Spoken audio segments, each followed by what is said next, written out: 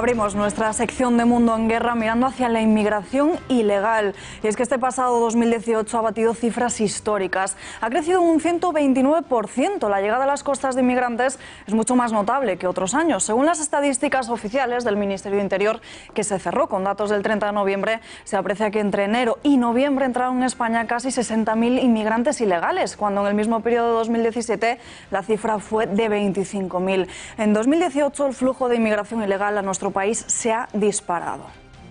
Analizamos el auge de la inmigración ilegal con el analista en seguridad y defensa y militar en excedencia, Bruno Navarro. Bruno, muy buenas noches. Muy buenas noches. Bueno, como decíamos, en 2018 han entrado un total de 57.500 inmigrantes ilegales a través de 2.000 embarcaciones.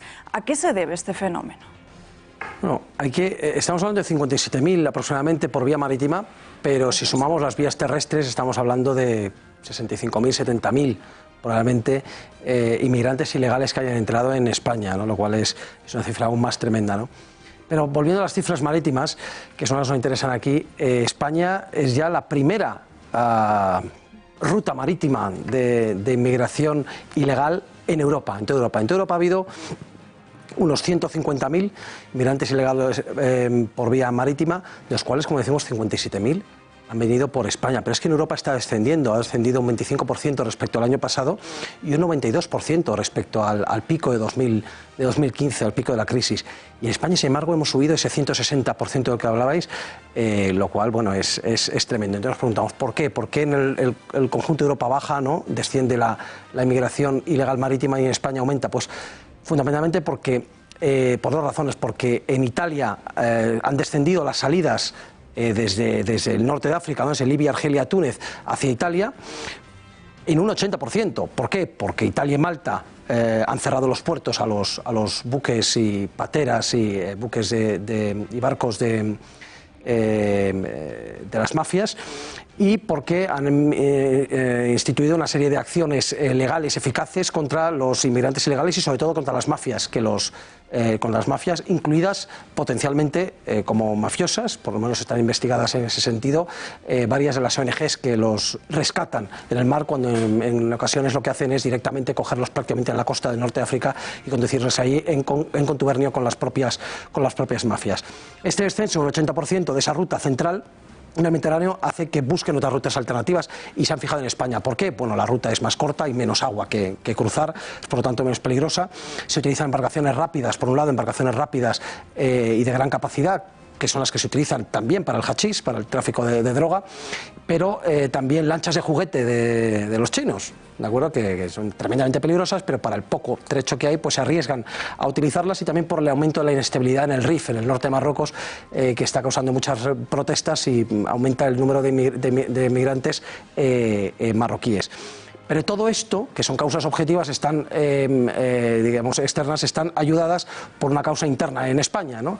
Que es el efecto llamada producido por decir sí quiero a todos los barcos con inmigrantes que hay en cualquier lugar del Mediterráneo, y por una política migratoria de puertas abiertas y hechos consumados que hacen que los inmigrantes digan sí, claro, vamos a España o vamos por la ruta de España.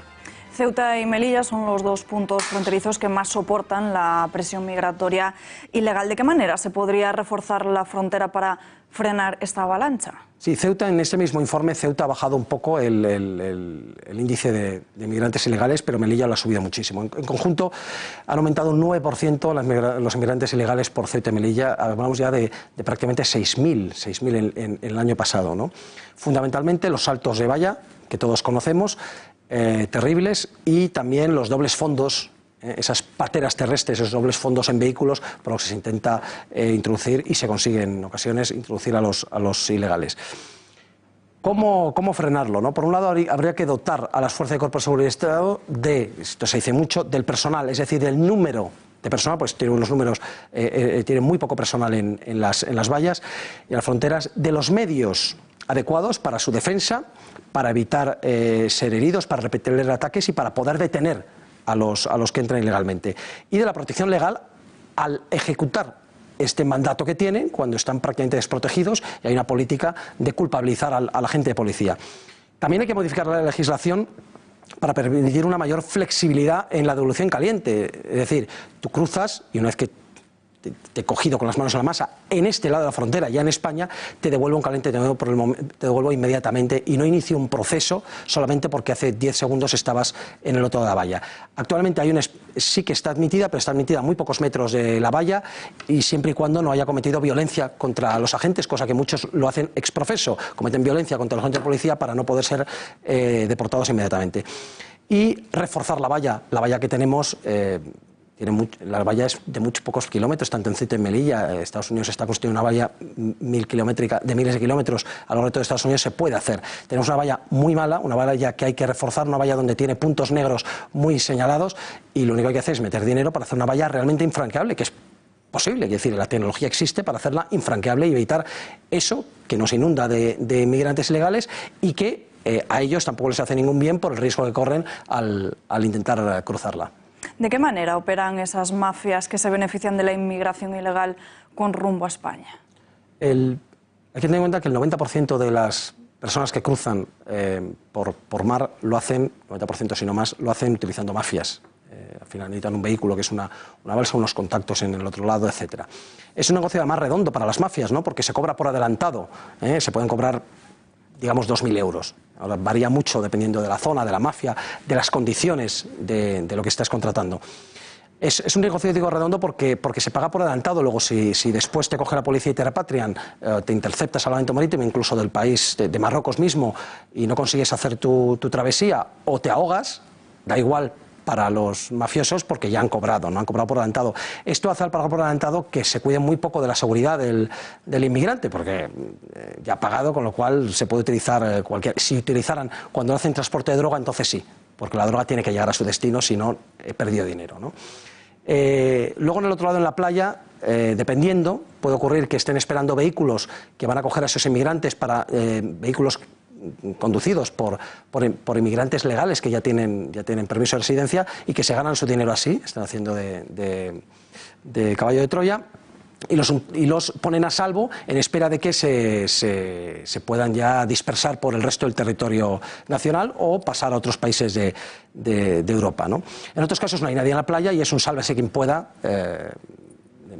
Se captura a algunos y a otros no se les pilla y bueno, es el sálvese quien pueda, que también hemos visto en muchas imágenes. Y en muchas ocasiones, muchísimas, se sigue extorsionando en España. Es decir, la mala aventura de los inmigrantes no termina en la costa, sino que siguen siendo objetivo de las mafias, siguen dependiendo de ellos, están explotados, esclavizados. Por ejemplo, las mujeres prostitutas forzadas, que son muchísimas, y los menores, que llegan en manos de las mafias y que son sometidos a todo tipo de vejaciones y de explotaciones aberrantes. ¿Quién es el mayor beneficiado de esta inmigración ilegal en Europa? Pues como tantas veces ocurre, como cuando hablábamos de otros temas en esta casa, se han juntado se han unido dos que pueden ser antitéticos, ¿no? Por un lado, el gran capital europeo, que ven en esa inmigración masiva extraeuropea una mano de obra barata, prácticamente esclava.